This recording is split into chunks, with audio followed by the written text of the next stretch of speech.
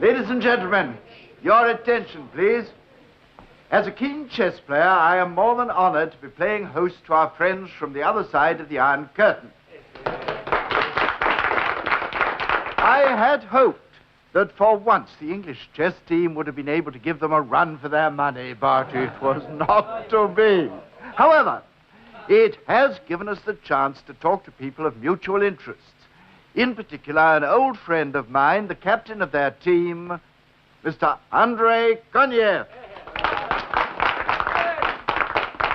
Thank you, Lord Bauer. It has given me great pleasure to visit your country once again. In fact, it would give me even greater pleasure if I could stay here forever.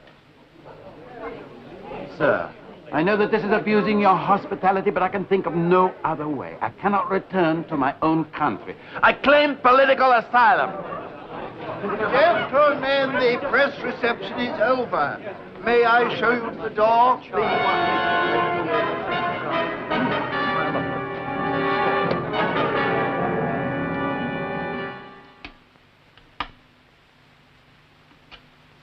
If I might intrude on this game of oriental snakes and ladders with affairs of state. My dear Norton, trivia like the granting or withholding of political asylum can be dealt with by your underlings. You do have underlings, I think? Yes, you must have. My game, I think. What?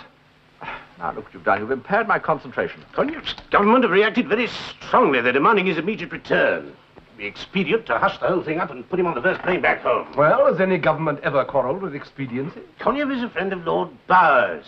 They've met several times over the years, corresponded. He's backing Koniev's application. As you know, Lord Bauer is a man of many friends, not only in the upper house, in the Commons, and the press. You mean he'd kick up an unholy stink if they send Koniev back? Quite.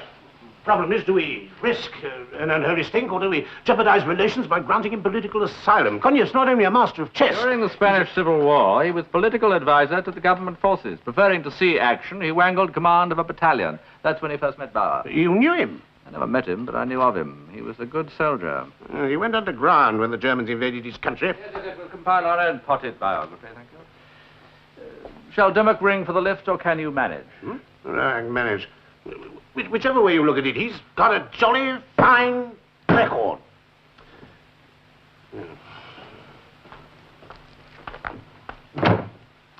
Norton's right.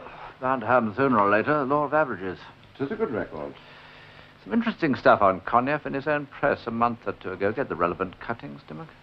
These are they. Oh. This problem strikes me as much more interesting and far more complex than our worthily dull Norton makes it sound. Here we have a chess player of international repute, sometime student, soldier, resistance fighter. Strong-minded men have changed sides since the world began. Yes, well, I suppose in that case we shake him warmly by the hand, offer him a cup of tea, and attempt to explain the laws of cricket. Nothing in this one. I can hear the rumblings of Lord Bauer's protest factory tooling up even now. Do you think Bauer's implicated in some way? Good heavens, no. Bauer's completely above suspicion. Besides, sir, he's a member of most of my clubs. What does that prove? Ah, here's something. The Minister of Culture. Ah, let's see. Come on, don't dally. The language is only a debased version of Byzantine Latin, after all. They have an annoying habit of using the Cyrillic alphabet for the Slav interpolations. However... Confound you, Dimmock, you have one. Thank you. Ah, a speech at a rally of culture and strength. The report runs to 6.5 columns, but the gist seems to be that Koniev is showing deviationist tendencies. And here in the party newspaper, an editorial comment. Saying what? Same thing. Doesn't seem to be any doubt that the party were gunning for him. The personal attention of the Minister of Culture and the party hacks, it would seem that Koniev is regarded as quite an important man. At the same time, one must keep an open mind on the kind as well as the degree. Koniev were a very important agent. The interesting question then would be, what is his assignment?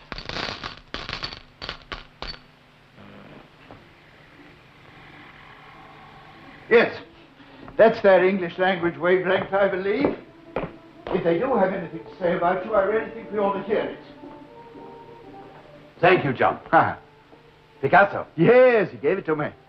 Our Minister of Culture finds him degenerate. Bah. I had to turn to you, John. I'm glad you did. I think I'm the man to help you. But now you are Lord Bauer. Oh, that's merely a life peerage. It gives me an opportunity to... Oh, well, I'll explain it to you some other time. Now, I hope you'll be comfortable here. I have permission for you to stay until your application for asylum is granted. Until or if. What I have done is irrevocable, John. I cannot go back. Well, you won't have to. You know, you're worrying unnecessarily. Now that you're in England, you're safe. Nothing can happen to you now. Ah, Laura, this is Andre Koniev, Miss Laura Bedford. Miss Bedford. How do you do? I'm Lord Barr's secretary. And my dear friend, together we're going to show that England's doors are still open to men of principle, eh? I hope so. And how's that fiancé of yours, Laura? Well, I'm afraid he's very depressed these days. His whole life was built round his research work. It's a very unfortunate case, this. Dr. Pearson, you may have heard of him. Oh, yes, I believe I have. Dr. Pearson was one of our most distinguished younger scientists. He published a paper in some Swiss journal on fissile material. Secret information. Secret! Ah! How can science be conducted in secret? But our security organizations are not only stupid, they're utterly ruthless. Pearson was removed from his post without even the chance of defending himself. Shocking. I did all I could. But how could one fight men who have no faces? Music for a special announcement. Since our last bulletin, there have been further developments regarding Andrei Konev. It was announced by TASS agency today that renegade Konev was stripped of his honor of cultural hero at the meeting of today's Council of Culture.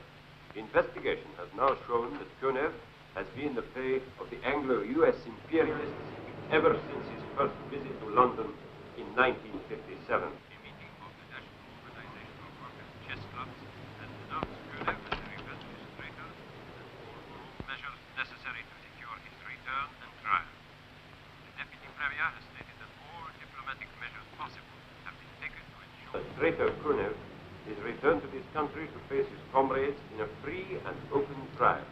He also declared that in future, all cultural delegations will be rigorously screened before leaving the country to ensure that only loyal and devoted party members will have the honor of representing them.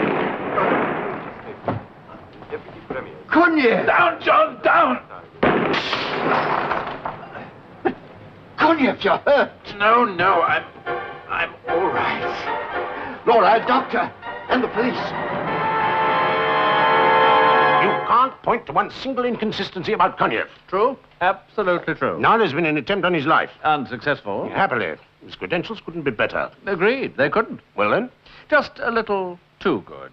Wouldn't you say, Dimmock? The merest fraction. Oh, yes. Too good. Too precisely good. It smells of the most careful planning. What about the attempt on his life? Surely that proves conclusively that he's genuine. That's exactly what it's intended to prove. If they wanted to kill him, they would have killed him, not grazed his arm. They'd employ experts, trained men who wouldn't miss. No, the wound was intentional, the result of careful briefing. He was standing at the window. Yeah, which he opened himself. Didn't want to be cut by flying glass, I guess. You expect me to believe he stood there at that window, hopefully waiting for someone to take a pot shot at him? Ah, while they were listening to an English language broadcast. That's it.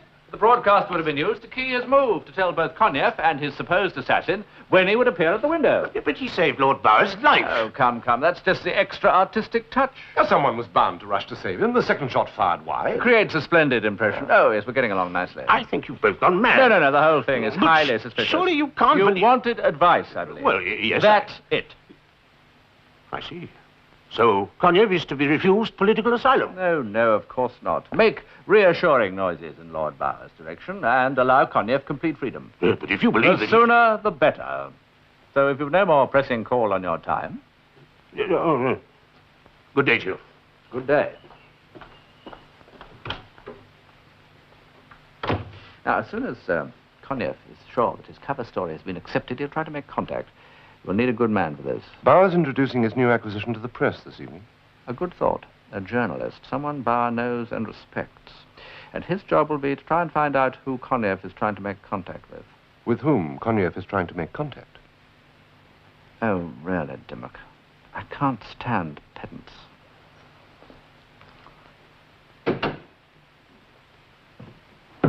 Darling, I'll try not to be late. No. Cheer up. Sorry. Fed up, that's all. I understand.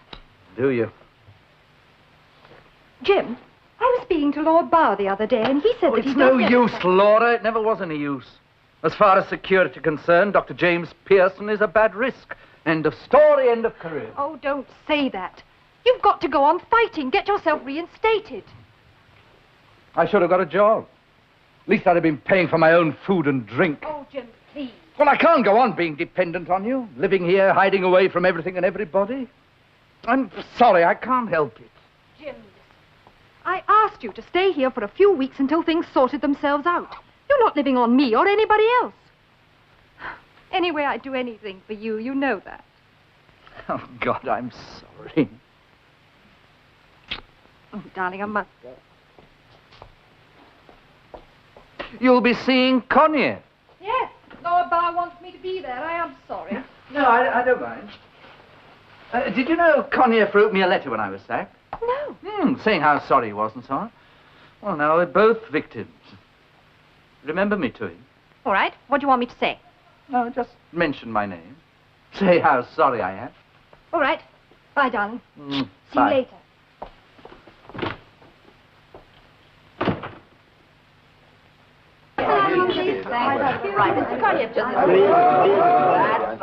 Well, perhaps I could talk to him. Yes, of course. Andre, come over here for a minute. I want you to meet my friend, Mr. Corrie of the Weekly Post. He gave me a lot of support on the Pearson case.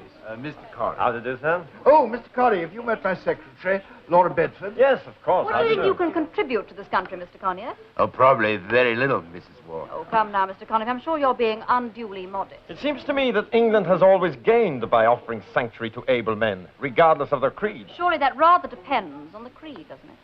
How would you describe your political beliefs, Mr. Connier? Well, you must understand, Mr. Corrie, that I'm still a Marxist. Though perhaps I should describe myself as a radical Marxist. Isn't that a somewhat dangerous hybrid? But not illegal in your country, I believe, Mrs. Ward. No, we still believe rather misguidedly that the ill-informed minorities have a right to exist. What attracted you to our capitalist society, Mr. Connier? Our social services? Isn't that rather an offensive suggestion? No, Laura. It is a fair question. I certainly enjoy the material benefits of the West. But I came mainly because of the philosophical climate here, where, for instance, independent journals like the one you represent can flourish. Even the freedom of our press is relative. We try to present the truth. Don't you fear you might find some difficulty in adjusting to our standards? You're very much a product of the struggles of your own country. It must have been hard to abandon that. I love my country, but the party has perverted the integrity of my people. The whole nation is riddled with double-think, I believe you call it. Why did they try to assassinate you, Mr. Connier?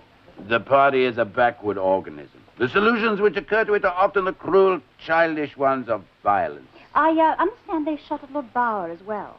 What could they have solved by his death? Surely a rather foolish tactical error on your government's part.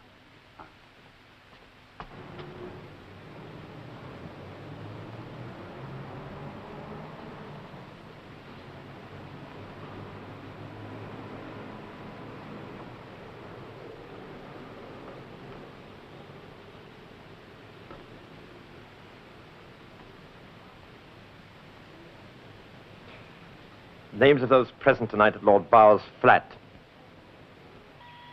Simpson, journalist. Blake, journalist. Mrs. Ward, journalist. And Laura Bedford, Lord Bower's secretary. Laura Bedford, wasn't she? Yes, the girlfriend of the unfortunate Dr. Pearson. I'll offer 10 to 1. Don't be ridiculous, Dimmock. I'm not betting against my fancy. And out of that field, I fancy Laura Bedford. Are you still receiving me? Loud and clear, Corrie. Has Connier had any special contact with any of the other guests? Not to my knowledge. It's all open and above board so far. How friendly is he with Miss Bedford? Miss Bedford? Point, Dimmock. Corrie. There's someone coming. Mr. Corrie. Hardly a good place for a breath of air. Not very safe. Oh, I don't think lightning strikes twice in the same place. Oh, would you care for a cigarette? Oh, no. Oh, may I? Beautifully made. Beautiful. In my country, such delightful articles are rare. But shall we go in, just in case my countrymen have another shot, huh? Oh, your case. Thank you. Miss Bedford may not even know. Whether she does or not is irrelevant. Let us assume that she is Conyeff's contact, that wittingly or unwittingly, her task is to pass a message to Dr. Pearson. They want him on the other side. That could be Conyeff's job, to get Pearson out of the country. Of course, they could use his brains, but more important would be the propaganda angle. The hypocritical West preaching freedom, yet shutting Pearson up, while the East gives him every facility. Go ahead, Corey. Everyone's going home. Definitely no contact made as yet. Corey, we have reason to believe that Laura Bedford may be the contact. Concentrate on her. We shall be recording everything you give us. Will do. Good night. Extraordinary reception we get from that device of Corey's. It's got a self-locking oscillator. It automatically locks onto our carrier wave. Thank you. I was merely making a comment. I didn't want to lecture. Coffee won't be long. Coffee. Oh, thanks. Are you sure Conyeff didn't say anything? Darling, I told you last night there were always 3 other people about. It just didn't come up. Well, you could have tried to get him on one side, couldn't you? Not that important, is it? I suppose not.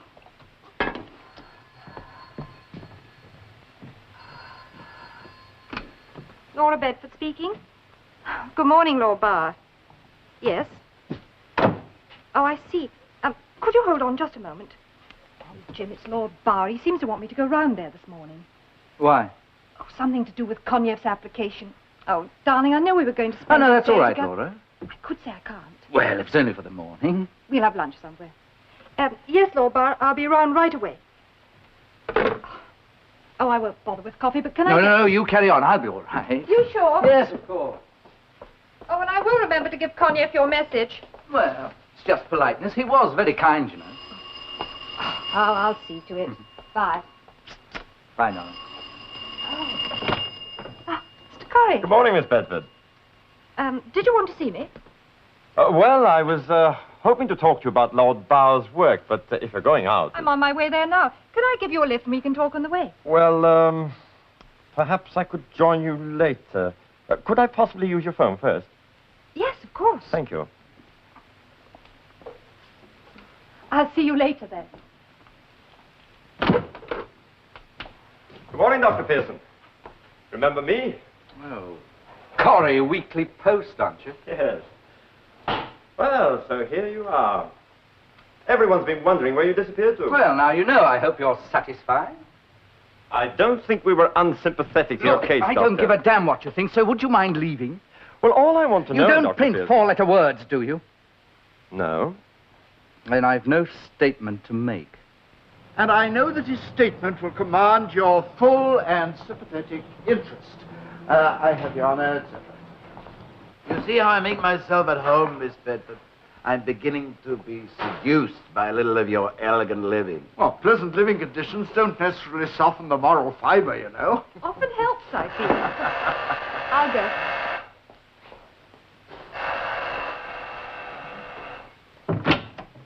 Yes? An invitation for Mr. Conyef.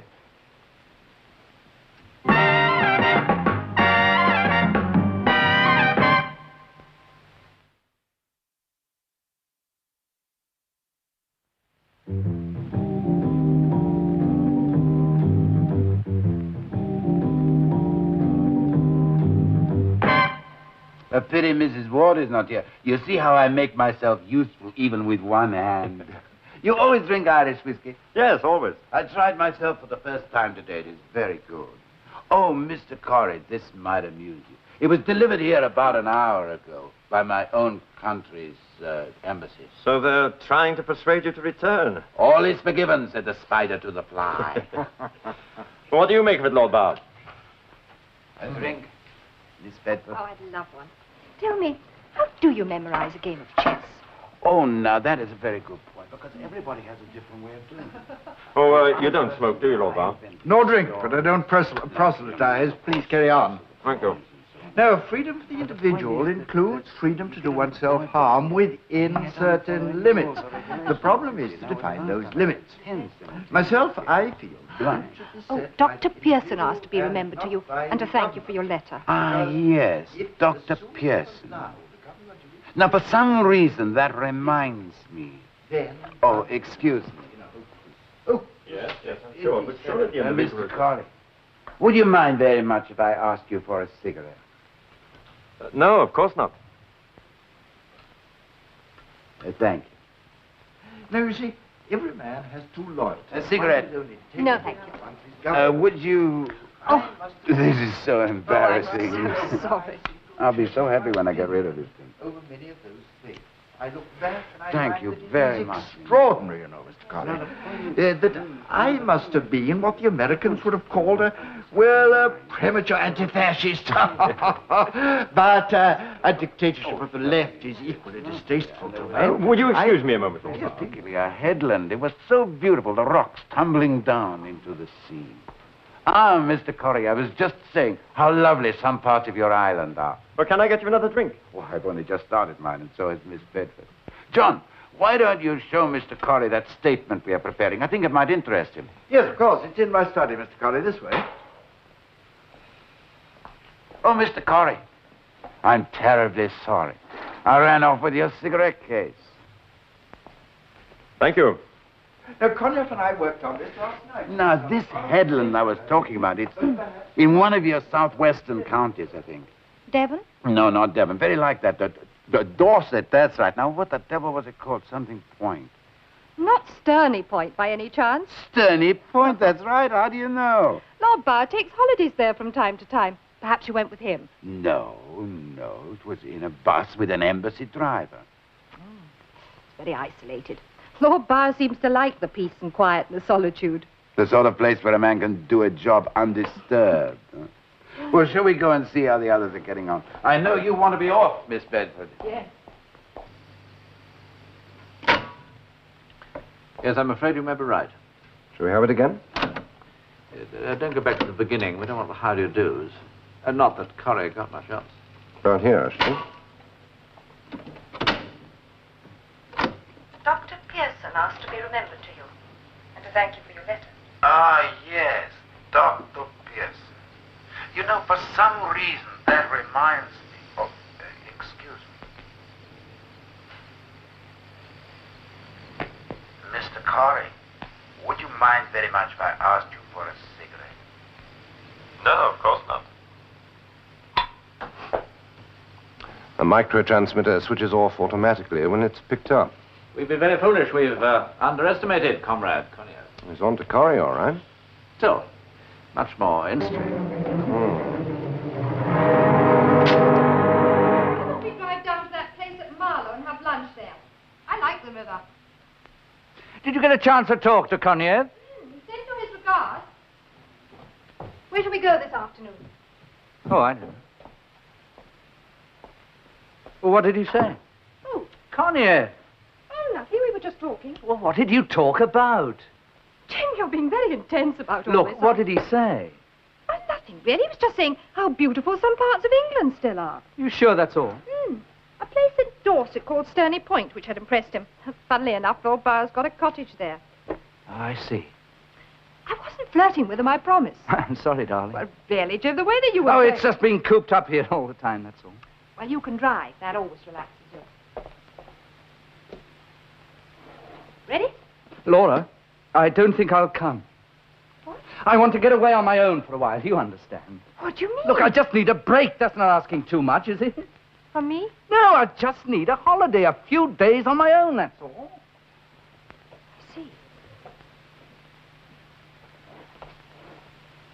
Laura, it's not you, truthfully.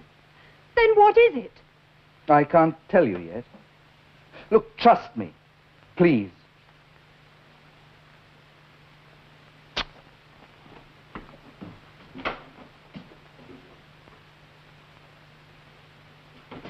Jim, is it Conyers? Is that it? Have you got some arrangement with him? Laura, Do you mean to say he's not a refugee at all? That he's come to get you over there? they know what I'm worth. They'll What give me about everything us? I need. I said, what about us? All right. What about us? Supposing I stay here, do you expect to go on keeping me like some sort of lapdog? Jim. I've got to be somebody again in my own right. And over there you'll be somebody, is that it? Yes. And what do they get out of it? Somebody they can use, is that it? Oh, don't be so damn cheap. Cheap! Using Lord Barr, what do you call that? Laura, this is the only way we can ever live decently together. So you expect me to join you? Well, yes, when all the fuss has died down, wouldn't you? No. Oh, Jim, I don't know. I can't think. Laura, I love you, but I've got to be able to work. Love. You run like a frightened rabbit, and you talk about love? Laura, if you loved me... Oh, I do, Jim. Wish I didn't.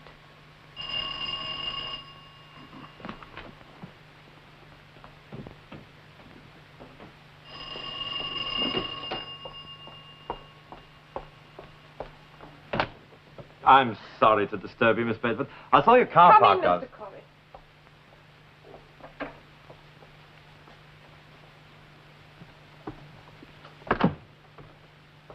Well, it's really Dr. Pearson I want to talk to. He's not here. I thought I'd find him here. No. It's very important. Do you think I could wait? Oh, he won't be coming back. He's gone away on a holiday. Holiday? Yes. Miss Bedford, if we can get Dr. Pearson's cooperation, I think we could reopen this case. Do you know where I could reach him? I'm sorry, no. It's extremely urgent that I get in touch with him. I can't help you. It's in his own interest, Miss Bedford. He didn't tell me where he was going. No, Dimmock. I sit here pulling strings, manipulating events. But occasionally, very occasionally, the strings go slack and one realizes one's opponent has a finger on them too. Koniev is such a man. You're getting the feeling that you're being outmaneuvered. I'm never outmaneuvered. Not in the long run. If Pearson is already on the escape route, he'll beware. Not at an airport. They've already been effectively sealed off, and Koniev will anticipate that. That leaves the sea. Transferred to a submarine? Some isolated spot. Koniev is an economical man. He chose Lord Bauer very carefully. Now, I recall a newspaper report of a statement that Bauer made last year on the international situation. Do you? Most of them are all too easily forgotten. This particular one was headed with a rather splendid photograph of him. Sometime mid-July, I think. June. Here we are, July the 18th. It's a close-up, of course, but those hills in the background... Bauer interviewed in the garden of his cottage. Chalk running east to west. Those are the Purbeck Hills, if I'm not mistaken. Let's have a 1-inch map of the district. We can pinpoint this, give Corrie a map reference. He'll find it. We'll try persuasion first, I think.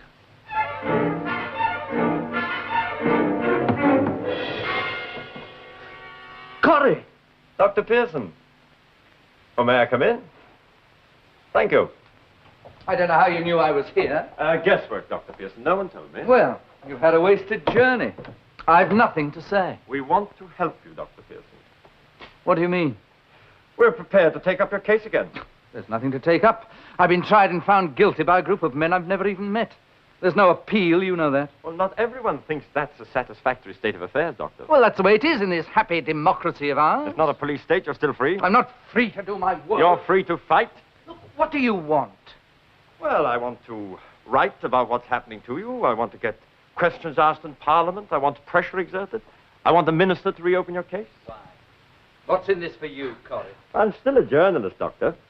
And my paper happens to think that your case is worth fighting, don't you? Oh, I don't know. I'm tired. You've got to come back to London. Oh, don't be a fool, Corrie. All this so-called individual liberty is all I want. In some countries, you would have done what you were told and no arguments.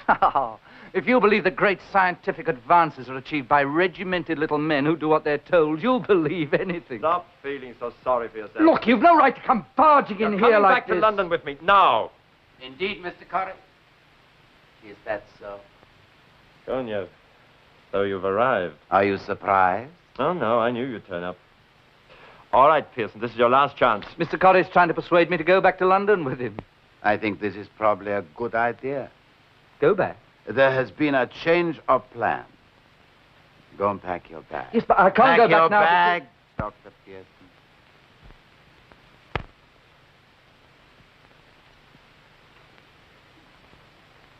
I see your arm's better. That was a quick recovery, wasn't it? Oh, that's nothing. A scratch. I didn't realize you knew Dr. Pearson. Others are interested in his case besides yourself, Mr. Corrie. Lord Bauer, for instance. Will you be driving Dr. Pearson back to London? Well, how did you get here? I didn't hear a car arrive. A rather slow train, a very slow bus, and then I walked.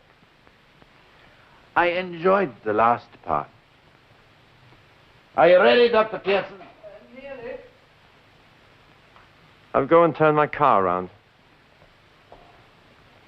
Oh, Mr. Corrie, just one thing.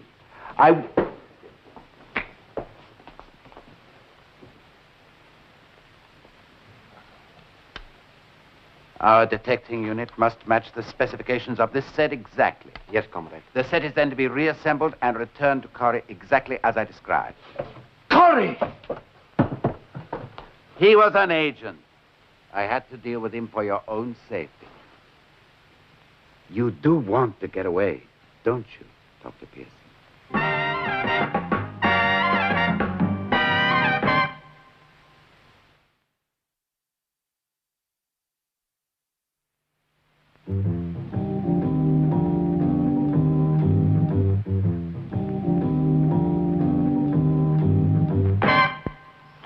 I've been pondering too, Dimmock. Just what is Pearson really worth to them? We think we've been unduly hasty.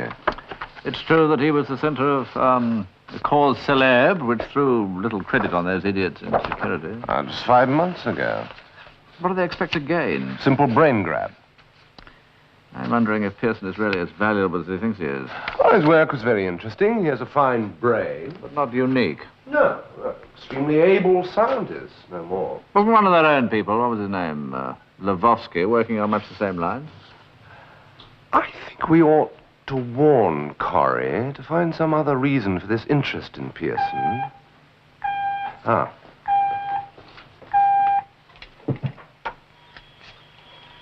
ahead, Corrie. Yes, Corrie? It's not there. Could have sworn that thing burped. It did. Strange. Oh, he's probably just out of range. He'll call again.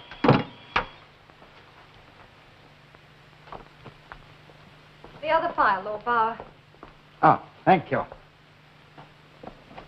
Where's Conniff? Isn't he back yet? No, I haven't seen him. Oh, this is most annoying. I went to a great deal of trouble to get this meeting with him, with the minister. It's absolutely pointless if Conniff isn't there. Shall I phone the minister and say we've been delayed? No. Laura, you'd better drive me to Westminster and then come back and see if he's returned. Oh, leave a message telling him to wait for you here. Right.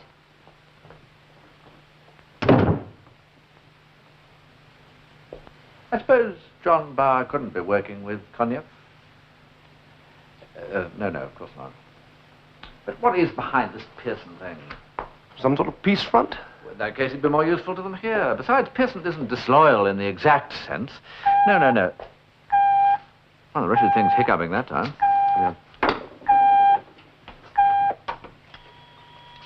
Yes, Corrie.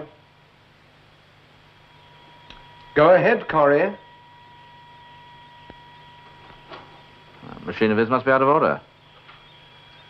We're not receiving you, Corrie. If you hear us, use alternative method of contact.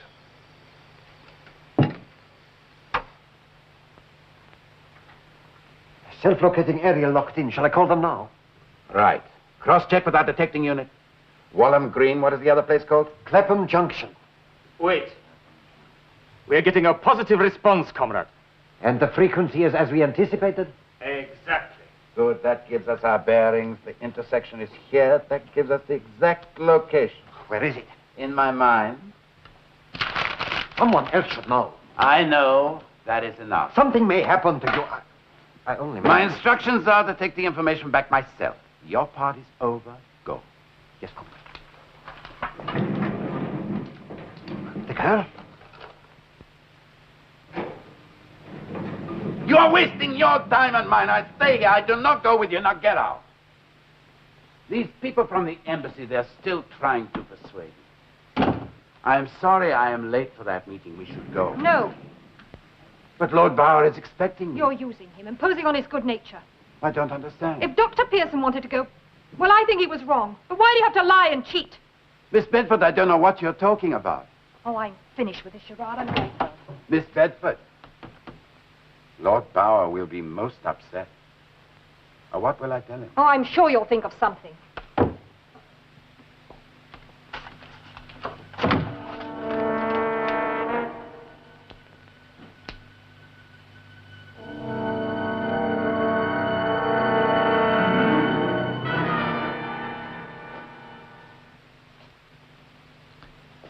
I see. Where? Yes? You found what? Superintendent, was there a cigarette case on the body? I want it. Yes, immediately. Send a car. Oh, and I want the case fingerprinted. There you go. Corrie's dead. Damn. Damn. He was found in his crashed car at Larch Corner in Surrey. The police are convinced it's a perfectly genuine accident. No question of foul play, of course. Not quite saying he was drunk, but they found a broken bottle of whiskey in the car. What kind of whiskey? Irish. Corrie always drank Irish whiskey. Yes. Every little detail correct. I suddenly realized what was happening. What I was doing. That's why I came back here. To tell you that you were right. I'd made a mistake. And then I read that. Well-known journalist killed in car crash. An accident. An accident. You think Konev killed him? Laura, I am responsible for that man's death. Oh, my God, what am I going to do? You must tell Lord Oh, Barr. I couldn't face him now. Jim, you must. Well, there were no fingerprints on it, except Corrie's.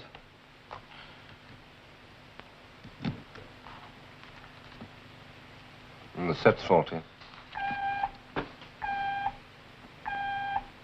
Bleeps, but it doesn't transmit. So Corrie must have been trying to call us. Was he trying to tell us the name of the man who was going to kill him? Probably, poor fellow. Well, at least we stopped them getting Pearson out of the country. Yes, but it's all been too easy. Konev should have been cleverer than this. I don't really see... No, there's something here I don't like. We arranged it. They contacted me a month ago and offered to get me out. They said Konev knew you. They could use that. I went down to Stony Point and met Konev. Please down leave us.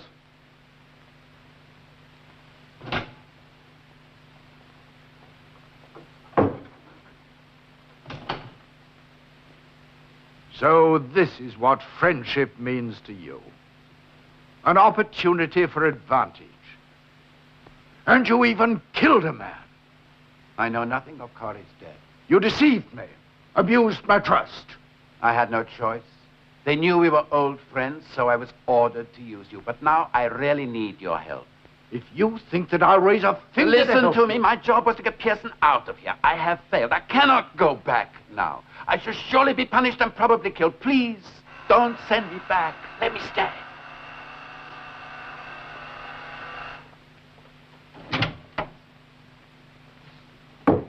A car is waiting to take Mr. Konev to the airport. You chose your own way. Now you must answer to your masters.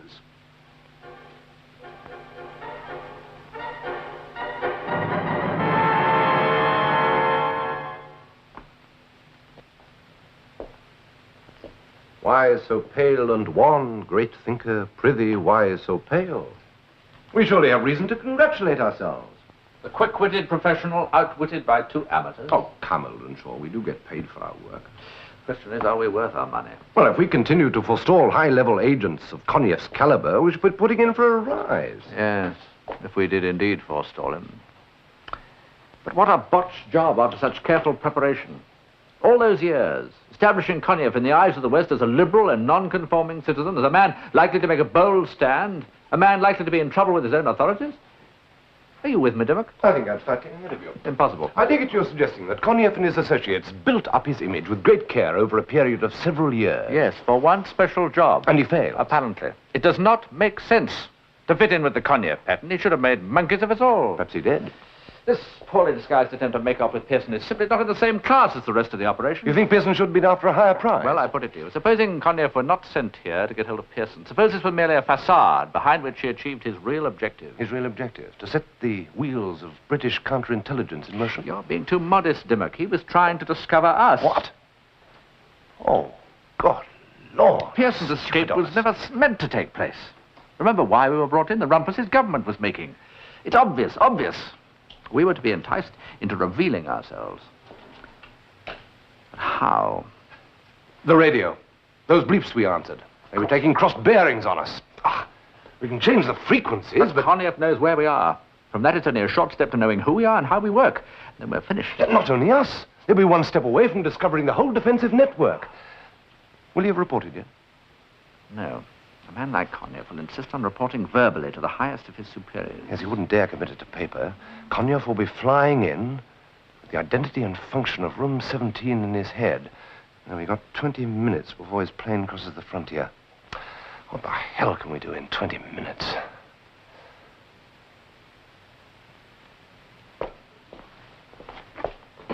Extension 9, please. I'm afraid we shall have to be rather hard on him. My eyes are dry, Oldenshaw. I've not forgotten Corrie. Come on. A brilliant man, you know. Admittedly a chess player, but then none of us is perfect. Oldenshaw here. I want a radio message sent in code green to 1st Intelligence Unit in Red Granary. What? Yes, I know they've broken that particular code. And of course they will be able to decipher our message. Sometimes we like the other side to know what we are talking about. So much more sporting, don't you think? Right. Now send this message in code green immediately.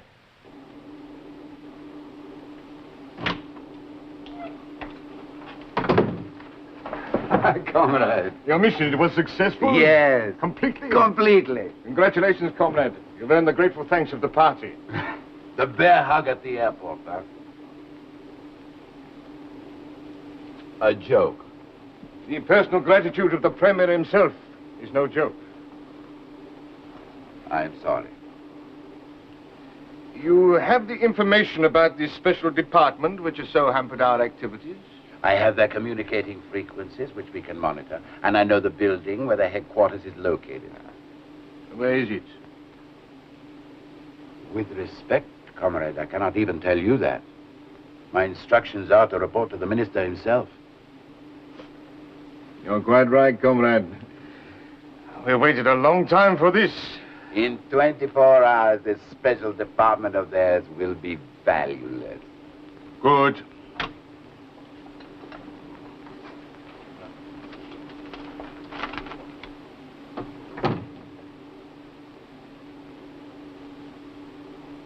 We have intercepted a message to British intelligence in the capital.